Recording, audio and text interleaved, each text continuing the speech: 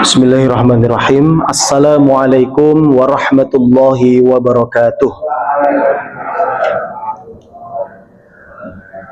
Alhamdulillahilladzi anzala as-sakinata fi qulubil mu'minin liyazdadu imanan ma'a imanihim. Asyhadu an la ilaha illallah wahdahu la syarikalah wa asyhadu anna Muhammadan abduhu wa rasuluh la nabiyya wa la rasulahu ba'dah.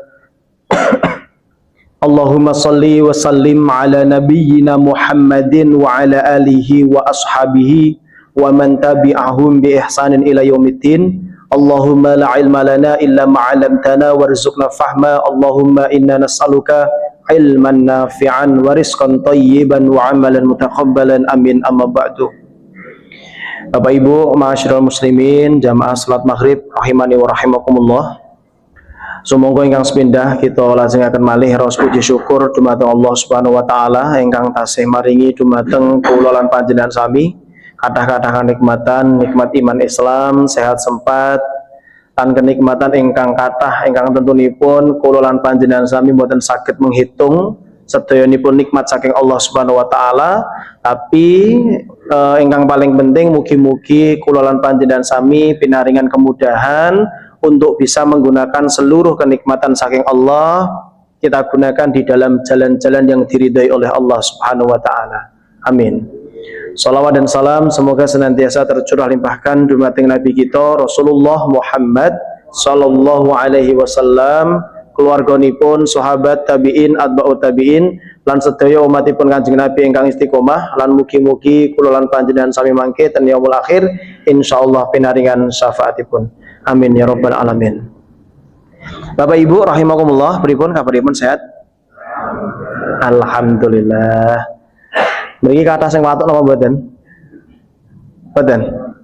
Niki kula nembe watuk niki mungkin enten sing ketularan mboten sanalane kula nggih. Intine pun takdir ngoten mawon nggih. Ya niki ngapunten kok watuk mboten dereng mari-mari. Memang ditakdirkan rada napa niku rada dangu niki. Baik Bapak Ibu rahimakumullah, monggo kula lan panjenengan sami awiti kajian menika kalian bacaan basmalah. Bismillahirrahmanirrahim. Baik Bapak Ibu rahimani wa rahimakumullah, ing dalu menika monggo kula lan panjenengan sami mengkaji salah satunggalipun perkawis ingkang perkawis menika nggih aslinipun perkawis ingkang napa nggih usul ingkang penting, ingkang dasar. Dumateng kula lan panjenengan sami selaku orang mukmin itu harus dan wajib untuk mengetahuinya. Terkait apa? Terkait jalan hidup sebagai seorang yang beriman.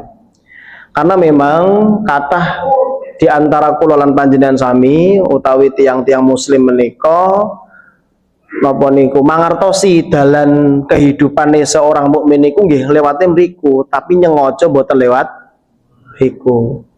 Ya, sebagaimana ingkang sampun Kanjeng Nabi gambarkan, Kanjeng Nabi niku nate memberikan ilmu kepada para sahabat. Khatta Rasulullah sallallahu alaihi wasallam khattan biyadihi. Suatu ketika Rasulullah niku nate napa niki menggambar ten padang pasir niku satu garis seret ngaten. Satu garis lurus ya. Tsumma qala, kemudian Rasulullah ngendikan menjelaskan garis lurus niku napa.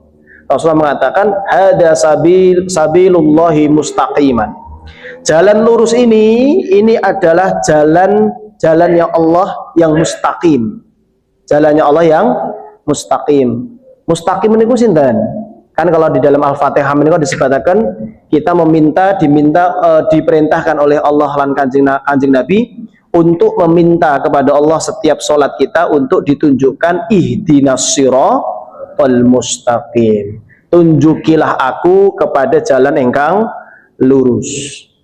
Nah, jalan ingkang lurus niku napa? Ya.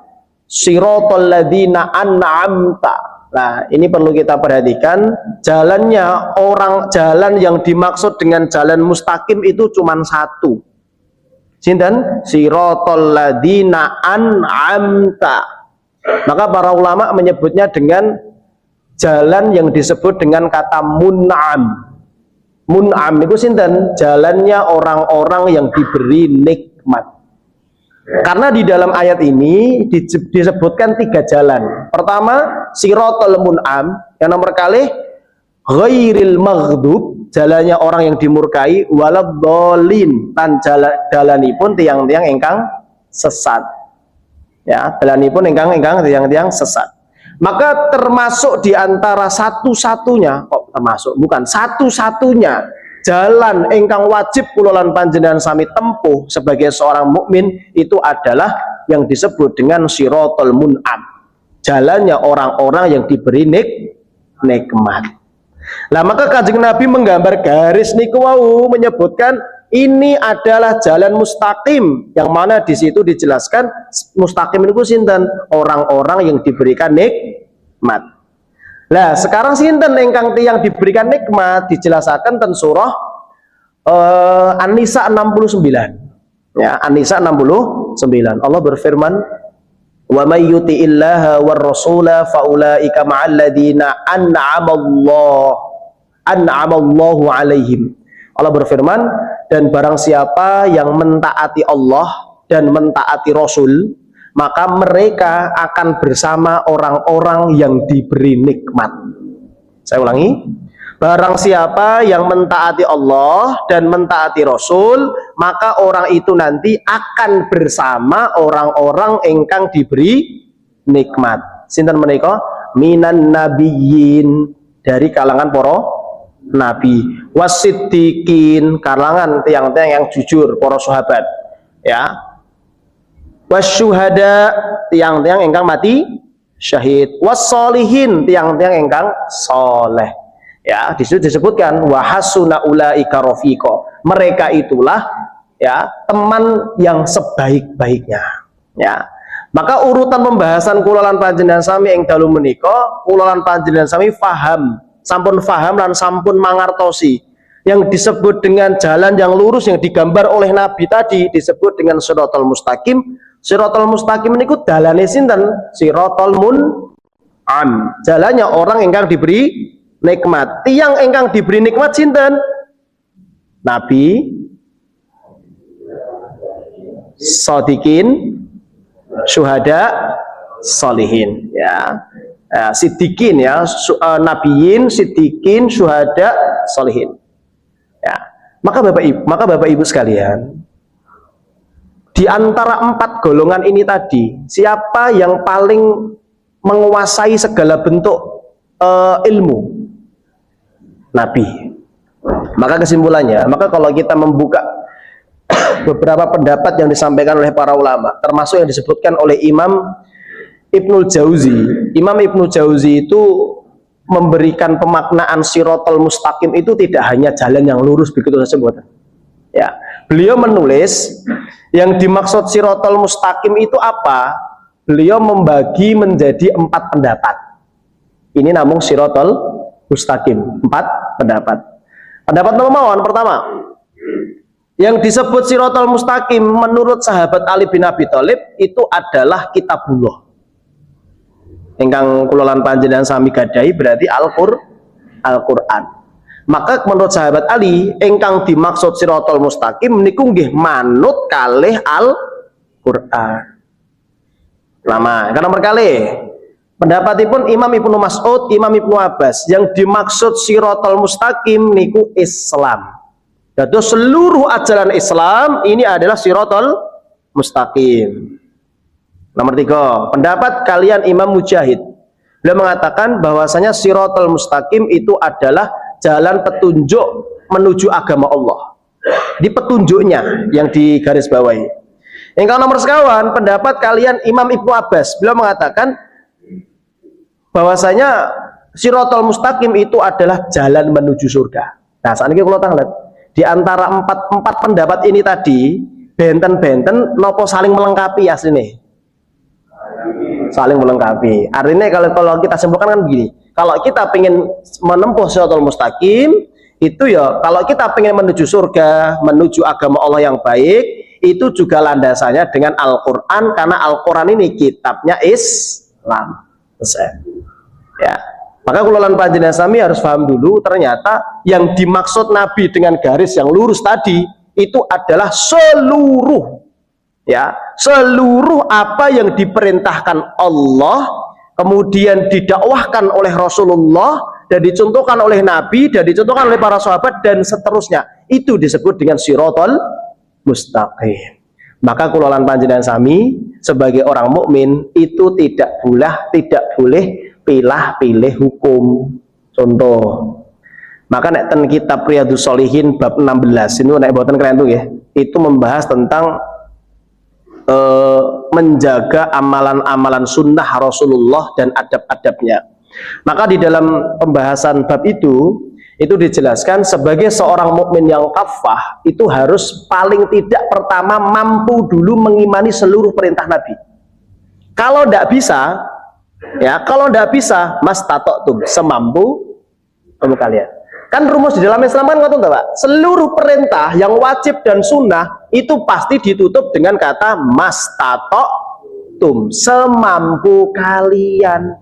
Tapi kalau meninggalkan maksiat, ada nggak kata mastata'tum?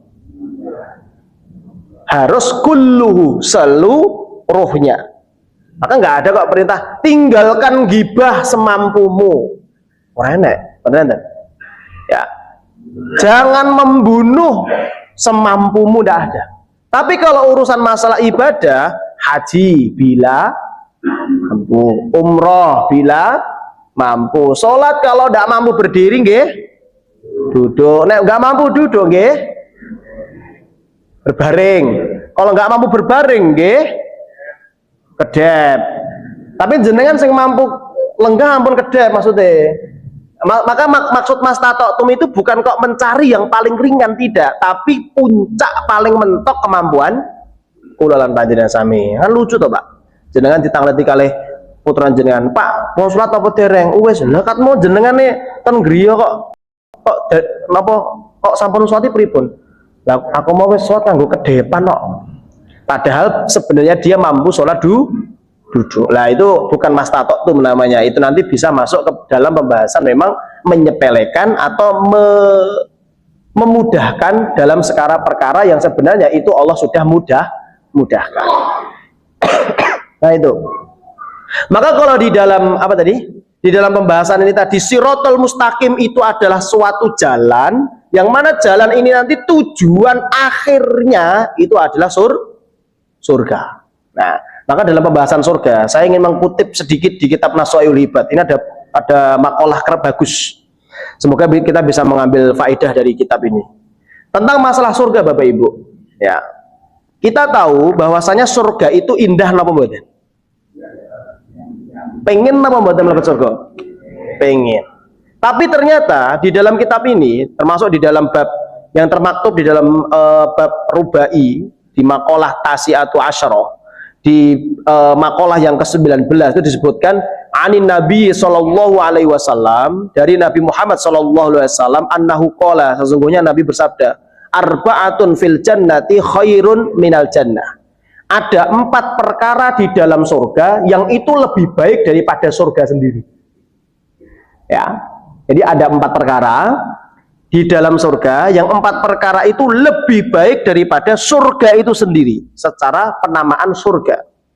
Nah, apa saja itu, Kang Sepindah? Al-khuludu fil jannati khairun minal jannah. Ya. Kekal hidup di surga itu lebih lebih baik daripada surga itu sendiri. Kekal hidup di surga, nanti kekekalan kita hidup nanti di surga itu lebih baik daripada surga itu sendiri. Ya, nanti keindahan surga itu akan kalah semuanya ketika kita sudah kekal di dalamnya. Ya, maka kalau hari ini kita belum masuk surga dan kita belum bisa menikmati surga, maka juga jangan pernah berhenti untuk melangkah menuju surga. Yang pertama, yang kedua, wa khidmatul malaikati fil jannah khairun minal jannah. Ya, pelayanan malaikat nanti di dalam surga itu lebih baik daripada surga itu sendiri. Ya, jadi nanti di surga nanti ada malaikat-malaikat yang tugasnya melayani kulolan panjenengan sami, ya, berkhidmah untuk para penghuni surga, yang mana khidmahnya para malaikat ini itu jauh lebih baik daripada penamaan surga yang diciptakan oleh Allah itu sendiri. Ya. Maka kalau kita lihat beberapa penjelasannya para ulama, kalau kita pengen masuk surga dengan pelayanan malaikat yang terbaik, maka kulolan panjenengan sami juga harus menjadi orang yang hidup di dunia menjadi pelayan untuk hal-hal yang baik. Ya, maka termasuk panjenengan berusaha untuk menjadi kaum muslimin yang taat, ya toh? Kemudian panjenengan menuntut ilmu, kemudian panjenengan melakukan hal-hal yang baik, entah itu hal yang ringan ataupun yang berat, maka itu termasuk salah satu usaha untuk kita bisa mendapatkan khidmatul malaikati fil jannah. Yang kedua. Yang ketiga, wajawarul anbiya'i, dan bertetangga di dalam surga, dan bertetangga dengan nabi di dalam surga khairun minal jannah. Bertetangga dengan nabi di dalam surga itu lebih baik daripada surga itu sendiri. Nah, maka salah satu caranya apa? Nek kalih tanggane nggih sing sae. Ya, enten Pak tanggane jenengan nek nesu bengok-bengok ganggu ngoten niku. Boten enten nggih. Enten mboten tanggane jenengan ingkang napa? Ingkang dijili rodok pelit util enten mboten? Dijili, Pak, kula ngambil selang. Mergo anyel kalau sing jilih dijili gur sing 30 cm. Sing selang sambungan ngoten niku nggih. Ya. Maka kula lan panjenengan sami kalau pengen bertetangga bersama Nabi, ikutilah cara Nabi bertetangga. Begitu. Ya, surga itu kayak gitu tuh. Nah, kemudian yang terakhir, ya, yang terakhir, waridallahi ta'ala fil jannati khairun minal jannah, dan keriduan Allah itu lebih baik daripada surga. Jadi Bapak Ibu sekalian, kalau kita lihat bagaimana para ulama menjelaskan tentang makna ridho, itu para ulama mengatakan begini, keriduan Allah itu adalah nikmat yang paling tinggi, bahkan mengalahkan surga itu sendiri. Maka di dalam ayat kan disebutkan At-Taubah itu, waridwanu minallahi akbar, keriduan dari Allah itu yang paling besar. Ya, maka kulolan panjenengan sami kalau ingin mendapatkan surga yang dijanjikan oleh Allah, ya lewat siratal mustaqim. Siratal mustaqim ini apa? Sesuatu yang Allah ridhoi. Selagi itu perkara yang Allah ridhoi, lakukan. Selagi itu perkara yang kang buatan Allah ridhoi, enggak akan. Ya, ini perkara yang sederhana, tapi ternyata kalau kita resapi betul, itu Masya Allah rumit sekali Bapak Ibu. Ya, terkadang kita melihat sesuatu yang itu memang tidak diridhoi sama Allah, tapi diri kita menginginkan piye carane gen kuwi diridhoi gitu. Ya, kalau dalam bahasa, kalau saya sering menyampaikan itu lebih senang membahasakan dengan bahasa menormalisasi maksiat. Itu tetap maksiat, tapi dinormalisasi. Di sing napa dielengke, malah sing ngelengke diseng ini. Enten tiang rasan-rasan. Kita deket, kemudian ngeleke, Pak, ampun rasan-rasan. Niku kadang-kadang disengeni napa mboten sing ngelekne. Padahal niku kan sama saja tiang sing ngelekne niku pengen ngelurus nih dalane sing bengkok niku wau. Ya. Nah itu gambaran Nabi tadi yang menggambar garis ingkang lurus. Ya, maka hal itu dereng rampung teng mriku. Rasulullah juga melanjutkan wa khatta ala yaminihi wa shimalihi. Dan Rasulullah ketika menggambar garis lurus tadi, kemudian Rasulullah juga menggambar garis di kanannya dan di kirinya. Ya, kemudian Rasulullah mengatakan hadhihi subulu laisa minha sabilun illa alaihi syaitanu yad'u ilaihi. Jalan kanan dan kiri ini adalah jalan setan yang setan menyeru di dalamnya. Menyeru niku nggih salah satunya nggih mengajak berbohong, mengajak meninggalkan sunnah dan sebagainya. Ya, maka kula lan panjenengan sami kalau kita tanya pada diri sendiri Bapak Ibu, ngapunten. Kula lan panjenengan sami ini selama kita hidup itu kita siratal mustaqim banget napa kadang ngeten-ngeten, Pak? Ada yang bisa menjamin kita gini terus tidak mengikuti jalannya setan? Kan nggak mungkin. Ya, agak susah kalau kita benar-benar mengikuti ini terus susah. Tapi itu harus kita usahakan. Artinya kalau kita belok, nggih Mbak. Lah masalah belok ini ki ngeten, napa gur ngeten tok? Nah itu masalahnya. Ya, maka ini menjadi sebuah muhasabah kula lan panjenengan sami. Jangan sampai kita kelihatannya itu orang baik, orang soleh dari luarnya, tapi di dalam hati kita banyak sekali kemunafikan. Ya, kelihatannya orang alim kemana-mana pakai peci, kemana-mana pakai pakaian yang bagus, tapi di hatinya penuh dengan hal-hal yang iri, ya, dengan hal-hal yang merusak hati, ya, itu kan sama saja dia terlihat oke, terlihat baik, terlihat soleh, tapi di dalam hatinya itu tidak gini, tapi gini, ya. Nah, maka Rasulullah menjelaskan, "Tsumma qara'a wa anna hadza sirati mustaqiman fattabi'uhu." Ya, maka sesungguhnya ini loh jalanku yang lurus ini, ikutilah. Wala tattabi'us subula fatafarraqu bikum an sabili. Dan jangan kalian ikuti jalan-jalan yang bercerai-berai tadi, yang ke kanan atau ke kiri. Ya, maka hadis Nabi ini menjelaskan memang jalannya seorang beriman itu cuma satu, nggak boleh ditawar. Ya, nggak boleh ditawar.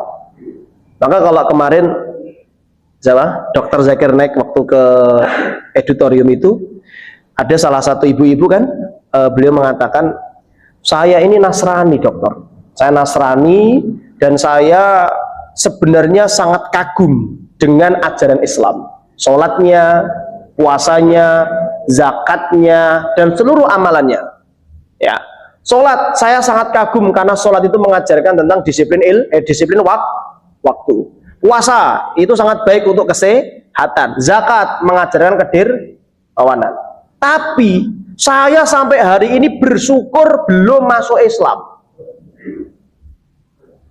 Pada bingung semua kan?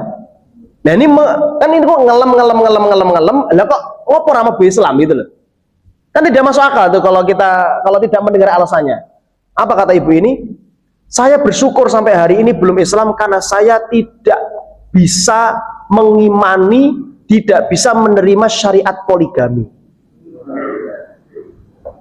Ya, tidak bisa menerima syariat poligami. Sekarang kalau tanda terin, poligami itu syariat atau bukan? Jenani podua itu kudu yakin itu syariat. Cuman kembali lagi, namanya kaidah syariat itu mas tato. Boten usah khawatir, boten kok kudu kalih tigos kan boten. Tapi kita harus meyakini itu adalah syariat. Kalaupun orang Islam melakukan itu, berarti itu melakukan apa yang dicontohkan sama Nabi, kan begitu. Maka kalau seseorang itu masih tersingkap di dalam hati yang tertutup, ada tabir, tidak mengimani beberapa sunnah Nabi, nah itu masalah. Maka kita terkadang pandai di dalam melakukan satu sunnah Nabi, tapi kita justru tidak mengimani salah satu nilai-nilai sunnah daripada Nabi. Maka kita diminta untuk selalu berdoa, ihdinas siratal mustaqim, tunjukilah. Ya, bukan berarti orang berislam itu tidak minta hidayah, terus minta hidayah Bapak Ibu. Ya, jangan terus PH Islam nggak minta hidayah. Hidayah itu bukan hanya untuk orang non Muslim, tapi hidayah itu adalah bagi kita semua ya, supaya terjaga keimanan kita. Ya, nah maka kulolan panjenengan sami ketika memahami bahwasanya Siratal Mustaqim itu adalah perjalanan yang jauh dan panjang, kan begitu. Ya, Siratal Mustaqim ini bukan jalan yang ringan Bapak Ibu. Ya, bahkan orang-orang yang mereka merasa sudah di Siratal Mustaqim saja itu terkadang masih kepleset ke kanan atau ke kiri. Ya, apalagi orang-orang yang memang dia tidak mempersiapkan apapun. Ya, maka salah satu kaidah kalau kita tahu perjalanan hidup ini sangat panjang, ya, maka tidak ada pilihan lain ketika kita saat ini masih diberikan kehidupan untuk mempersiapkan diri, kan begitu. Ya, maka itu selaras dengan apa yang disampaikan di dalam Mahfudzat bahasa Arab itu, man arafa bu'da safari ista'adda. Ya, barang siapa yang mengetahui dia akan melakukan perjalanan jauh, maka dia akan ista'adda, mempersiapkan dirinya. Salah satu poin mempersiapkan diri itu adalah mempersiapkan perbekalan. Ya, mempersiapkan perbekalan. Sekarang gini saja Bapak Ibu, liburan anak-anak kemarin sampun piknik napa dereng? Ten kali PP. Mboten pundi. Sing piknik ra ditebih pun dereng. Sampun nggih. Misal jenengan piknik ten pantai, gunung gitu loh. Jenengan dalune niku pun noto, pun napa nyiapne tas. Tas niku pun jenengan lebetne napa niku snack, lebetne dompet, arto, temen niku semuanya jenengan budal. Dugi pantai, kelingan tase keri. Jenengan nikmat mboten piknike? Nikmat mboten, Pak? Mboten nikmat. Ajeng jajan mboten gadah harta. Laper mboten beto daharat. Wes mesti niku serba bingung. Enten sing nate ngoten niku? Dereng enten sing nate ngoten niku? Rasane kebingungan mboten beto napa-napa ngoten. Ya. Itu pasti akan bingung, mau ke sana malu, mau ke sana malu, tapi lapar kalau nggak ngapa-ngapain. Ya susah. Maka sama, para ulama itu memberikan satu gambaran bahwasanya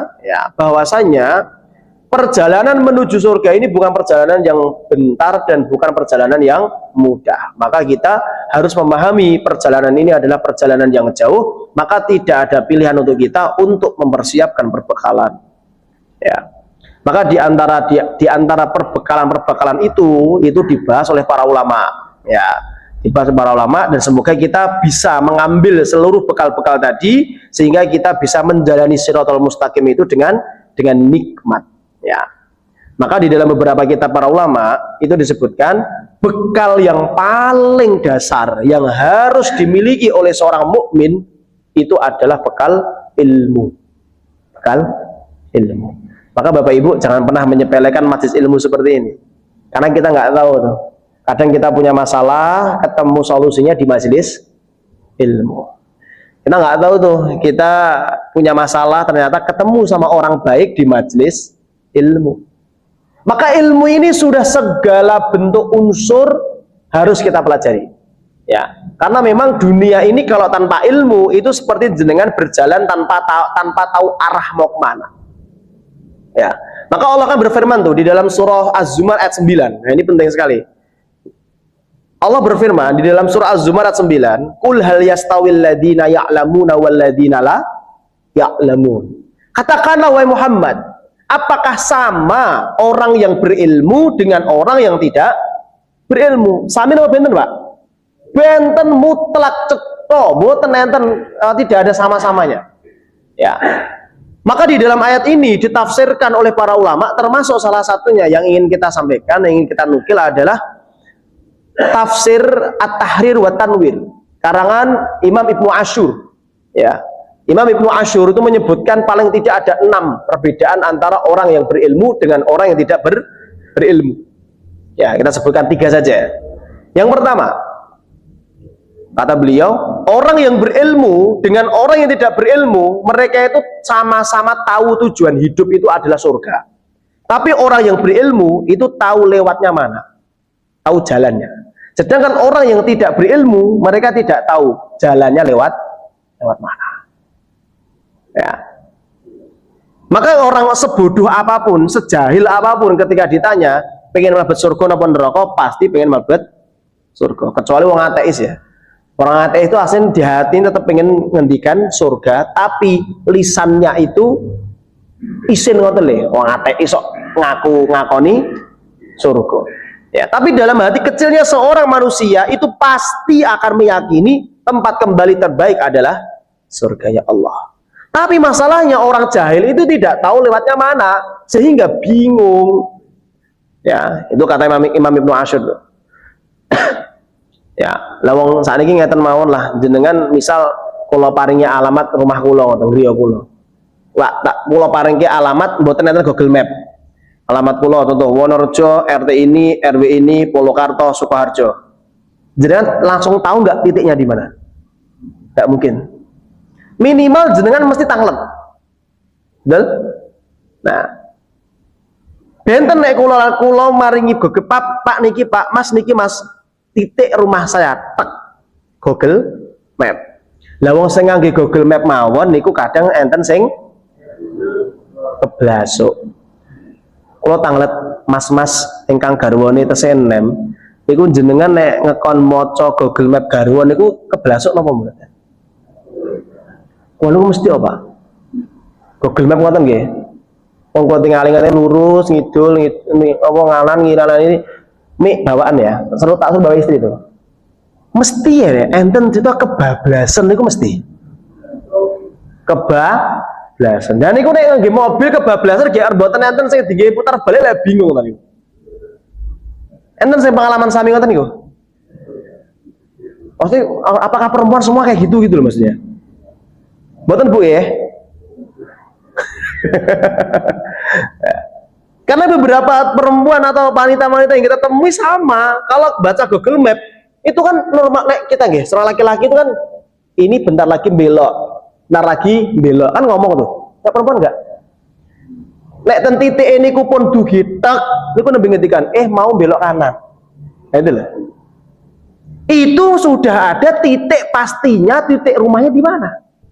Itu sama saja, artinya orang yang berilmu pun itu juga belum pasti mendapatkan jalan yang benar. Itu loh maksudnya. Apalagi orang yang tidak mau belajar ilmu dan dia menolak kebenaran, sudah. Bahkan Bapak Ibu, ngapunten ya. Kalau tadi kan orang yang berilmu kan tahu jalannya, berarti kan dia akan menempuh perjalanan yang memang di situ ada perintahnya. Ya. Tapi orang-orang jahil ini bahkan mereka tidak ngerti. Ya, ini poin yang kedua ya. Kalau pertama tidak tahu jalannya, yang kedua orang yang berilmu dengan orang yang tidak berilmu itu bedanya apa? Orang yang berilmu itu tahu hambatan-hambatan apa yang menghambat dia menuju surga, sedangkan orang yang tidak berilmu dia ditabrak semuanya karena tidak tahu ini adalah hambatan menuju surga. Syirik. Orang berilmu tahu syirik itu adalah salah satu amalan yang bisa menghambat saya ke surga, maka dia menjauhi syirik. Maksiat, ghibah, ya, atau lagi namimah, sum'ah, itu amalan yang menjauhkan kita dari surga, maka orang berilmu tahu, aku hindari. Sehingga jalannya menuju surga akan semakin mudah. Kan begitu. Sedangkan orang-orang jahil, mohon maaf Bapak Ibu, orang-orang jahil ini akan bahkan mereka tahu secara logika manusia, mereka tahu itu adalah maksiat, tapi banyak di antara mereka melegalkan sesuatu yang tahu itu adalah maksiat, golek pendapat piye carane dadi oleh. Yang sangat kita sayangkan, kemarin di Jawa Timur itu ada kasus pengharaman son horeg. Kemudian salah satu di antara pemilik son horeg mengatakan, wah apa-apa sidik haram, kapan Indonesia maju nih? Sebab dengan cocok kalih sing haram ke napa sing mboten haram ke? Jangan ragu tuh itu. Ya. Nah, kan para ulama itu mengambil kesimpulan kenapa son horeg itu haram, itu kan pasti pertimbangannya banyak. Pertama, madorotnya pasti lebih banyak. Pertama, madorotnya apa? Itu kalau saya baca beberapa putusannya itu, pertama, merusak. Son horeg lewat, genteng do pecah, kaca pada pecah. Kemudian truknya itu mau lewat jembatan, kok raamot jembatannya di kan jembatan yang sing sampingnya nanti Pak. Niku truk ini kok lewat mboten saged, mergo sone kan rada gede niku digempur blang ben iso lewat. Ya entah itu nanti dibangun lagi ya, tetap itu hitungannya rusak. Yang kedua, kalau saya baca beberapa penelitiannya yang disampaikan oleh para peneliti, para dokter THT itu, dia mengatakan normalnya pendengaran manusia, suara yang paling maksimal itu adalah 80 desibel. Sedangkan son horeg itu adalah 120 desibel. Niku ngrungokne tok seneng karo ngeten-ngeten, siswa ning THT entek 10 juta. Itu mandorot apa maslahat? Mandorot. Saya yakin ulama itu mempertimbangkan bukan hanya dalam hal finansial. Artinya ya gimana? Ini ulama loh, ulama yang memiliki kompetensi di dalam penghukuman sebuah syariat atau pelarangan dalam sebuah kemaksiatan. Bisa-bisanya malah dicandain Pak, dibercandain gitu loh. Jadi kalau buka, ya alhamdulillah jenengan nek mboten mengikuti TikTok, Instagram itu.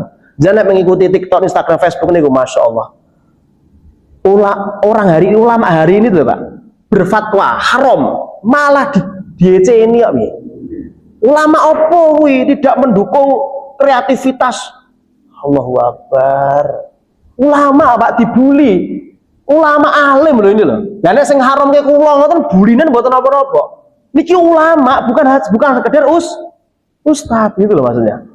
Ya, maka kalau hal seperti ini saja itu tidak bisa dihindar, atau hari ini Indonesia selalu mengatakan seperti itu, hal yang baik karena menurut dia merugikan untuk dirinya sendiri, kan otomatis kan akan mengurangi atau menghilangkan pekerjaannya kan. Kan bisa nggak sound itu dipakai tidak hanya sound horor? Bisa. Ada mengatakan sok-sokan mengharamkan itu loh, pengajian juga pakai sound. Lu sing salah ki sone apa suarane, Pak? Suaranya, sone mboten salah, jeng nggih son sak dhuwur apa-apa. Nek suarane niku sing penting mboten ganggu lewat nggih, mboten ngrusak. Suarane niku tidak lebih daripada 80 tadi. Juga masalah. Yang jadi masalah itu madharotnya semakin banyak. Sekarang terjadi itu, Pak. Dulu pernah kita sampaikan kan, saya punya jamaah. Beliau orang awam, ya ini karena orang awam ya. Beliau memberikan satu pertanyaan, Ustadz, bagaimana Ustadz, saya ini hobinya itu masih mendatangi campur sari. Ya, kenapa Pak? Ya saya gimana Ustadz, saya kalau nggak datangi itu kok hati saya resah gitu. Ya, hati saya resah. Terus gimana Pak? Gimana Ustadz, saya hukumnya kalau saya akali, saya datang ke campur sari, saya joget, tapi niatnya saya joget itu olahraga. Ini pertanyaan Pak. Bapaknya sama, diulang sampai 2 kali Pak, dengan jarak sekitar 1 tahun. Berarti kan selama jawaban saya pertama sampai jawaban kedua kan joget. Ya, ini betul Pak. Bapak-bapak pun sepuh nih. Sedikit, ya belum sepuh banget sih, paling ya 60-65 lah. Kan kudune wis wayahe. Bukan wayahe mati, wayahe tobat. Lho kan ten kitab Nasoil juga disebutkan. Anak muda maksiat itu salah. Tapi nek wong tua maksiat niku luwih salah. Ngoten lho maksudnya. Pokoknya perkara yang ditempelkan kepada orang tua itu harusnya lebih baik daripada tiang nem. Terus saya jawab gini, Pak, kalau jenengan menganggap joget Anda itu adalah sebuah olahraga, saya mau tanya, setelah joget, sisue keju apa sehat? Nggih keju. Lah niku olahraga apa mboten? Kan gur niate ngeyel. Nah, terus tanglet, nek misal jenengan niku niate olahraga, pertanyaannya, olahraga itu kan hukumnya kan boleh, bahkan bisa wajib kalau kita memang meniatkan itu untuk supaya badan kita sehat, ibadah jadi nikmat. Saya tanya, Pak, jangan pas joget niku mireng lagune kalih nonton penyanyinya apa mboten? Ya nggih no. Ini Pak, ini masyarakat kita masih kayak gitu tuh. Kemudian yang kedua, pun pahami Pak nggih? Pun. Yang kedua Ustaz, satu lagi, wah, pas tanglet niku ternyata bapak niku terkenal termasjid niku memang. Jadi jamaah itu ngerti Pak, tangletnya mesti lah cetong, ngoten niku lho. Jadi pas yang satu lagi Ustaz, ada bunga, wah, ngoten niku. Nggih Pak, pripun Pak? Satu lagi Ustaz, saya kan pas joget niku kan nggih nyawer. Niku nyawer kula niatne sedekah niku pripun? Allahu Akbar. Kenapa Pak niatnya sedekah? Karena saya tahu Ustadz, biduannya itu baru ada masalah ekonomi.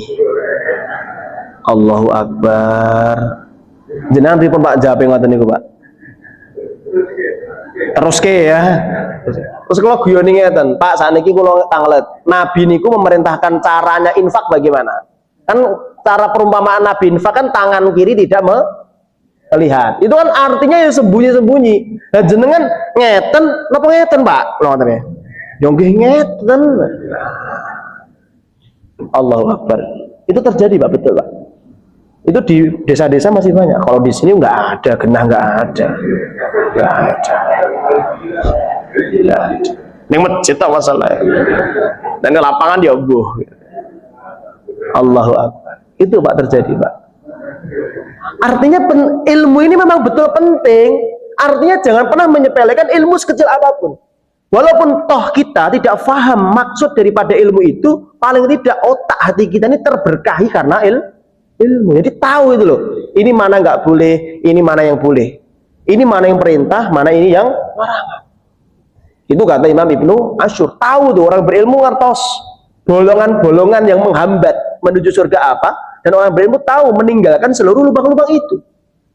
Yang ketiga, apa bedanya orang berilmu dan orang yang tidak berilmu? Orang berilmu itu mereka tahu atau mereka akan rela mereka bisa menikmati seluruh ketetapan takdir Allah. Berilmu itu. Sedangkan orang tidak berilmu selalu menyalahkan takdir ketetapan Allah. Ya, sekarang kita teks saja Bapak Ibu. Ya, dan kalau melihat para ulama Nusantara atau para ulama dunia, kalau benar-benar alim, beliau itu sudah tidak peduli lagi dengan takdir. Karena saking yakinnya dengan ilmu yang dimiliki, maka sesuatu yang datang kepadanya itu sudah tidak menjadi pikiran. Nah, kita kan masih kan, kadang aku mau gini kok, ini opo ya, masih mikir kayak gitu loh, masih pikir nanti akan terjadi apa di dalam kehidupan saya kalau saya melakukan ini. Ya, maka ketetapan-ketetapan Allah, takdir-takdir yang kita anggap mungkin merugikan kita, maka kita kalau belajar terus itu ilmu itulah yang akan menjadi penolong kita. Ya, hadirin rahimani wa rahimakumullah. Nah, kemudian hasil daripada takwa, hasil daripada ilmu itu nanti akan menumbuhkan satu hal yang paling tinggi, yaitu takwa. Ya, maka kalau kita lihat dari tulisan-tulisan kitabnya para ulama itu akan menemukan gabungan paketannya ilmu itu sama dengan mesti takwa. Ya, maka orang yang tahu dia hidup di dunia ini dengan ilmu, maka ilmu itulah yang akan menghantarkan dia dalam takwa. Saat ini kalau tanglet, mungkin apa mboten tiang takwa tanpa ilmu? Susah. Kalaupun mungkin itu artinya tidak ilmiah gitu loh. Sesuatu yang di dalam Islam ini semuanya butuh ilmu.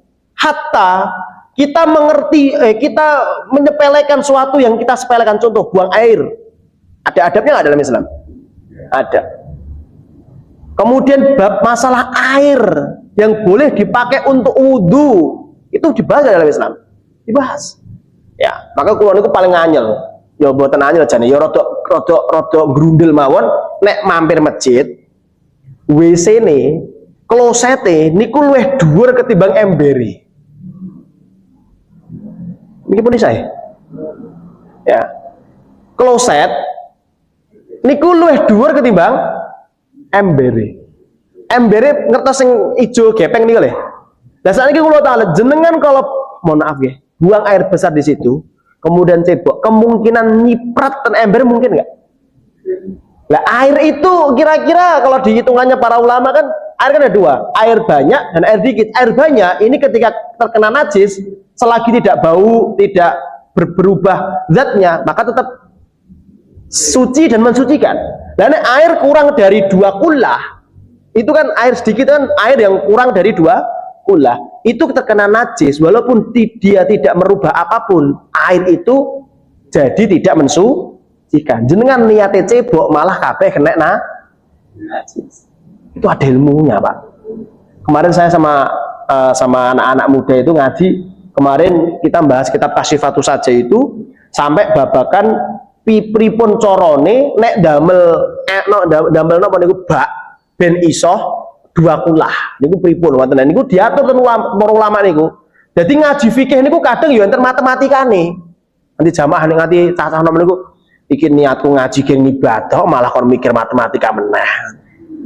Di rumus kubus, rumus segitiga, rumus lingkaran itu juga dipakai. Itulah. Artinya sesuatu yang kita anggap hal yang apa ya? Hal yang sepele itu di dalam Islam pasti diilmi. Hatta apapun. Jangan mau cari apa dalam Islam yang tidak ada ilmunya, enggak mungkin. Pasti semua ada ilmunya. Bahkan menuntut ilmu pun itu butuh ilmu. Ya. Maka dari kitab Ta'limul Muta'allim, bagaimana kita menuntut ilmu dengan ilmu yang diajarkan oleh para ulama. Jadi menuntut ilmu pun yang kita cari adalah ilmu, itu butuh dengan ilmu. Ya, Bapak Ibu hadirin rahimani wa rahimakumullah. Karena waktu sudah adzan, mungkin ini saja yang bisa kami sampaikan. Jadi intinya Bapak Ibu, monggo kula lan panjenengan sami itu sadar bahwasanya buat kita sudahilah hal-hal yang tidak manfaat. Sudahilah sesuatu yang merugikan orang lain. Karena yang kita tuju dan kita jalani, kita tapaki sekarang ini Shiratal Mustaqim, yang perjalanan ini jauh dan rumit gitu lah. Kalau kita ingin dimudahkan dalam perkara perjalanan ini, kuncinya satu, ilmui seluruh syariat. Ya, ilmui seluruh syariat. Siapapun ustadz yang ngomong di sini, selagi itu sebuah kebaikan, maka ikutilah. Ya, kalaupun ada ucapan-ucapan asatidah yang mungkin lebih condong menyalahkan, ya semoga diampuni dosanya, diampuni oleh Allah Subhanahu wa taala. Termasuk saya. Kalaupun saya ada kecerobohan di dalam menyampaikan, kok mengajak kepada hal yang nggak baik, saya minta ampun sama Allah Subhanahu wa taala. Ya, maka dari pemaparan ini minimal kita jadi sadar dan kita jadi mengerti ternyata yang dimaksud hidup yang baik atau idealnya seorang mukmin itu adalah hidup dengan Shiratal Mustaqim, dan Shiratal Mustaqim itu kembalinya kepada syariatnya Allah dan Rasulullah Muhammad SAW. Dan kita kalau hari ini sudah merasa soleh, cek lagi kira-kira kesadaran kita itu 100% atau tidak. Kalau kita merasa soleh loh ya, mungkin ahli sekarang ini yang sunnah yang kita lakukan sudah ada belum setengahnya apa yang diajarkan Nabi, seperempatnya, seperlimanya, sakuku. Artinya tugas kita belum selesai untuk menjadi hamba yang baik. Maka mari dari kajian ini kita bisa mengambil satu kebaikan, semoga saja bisa mengambil satu kebaikan. Jadi sadar ternyata untuk menempuh perjalanan jauh perlu adanya perbekalan, dan perbekalan terbaik adalah ilmu. Wallahu a'lam bishawab. Barakallahu fi wa lakum.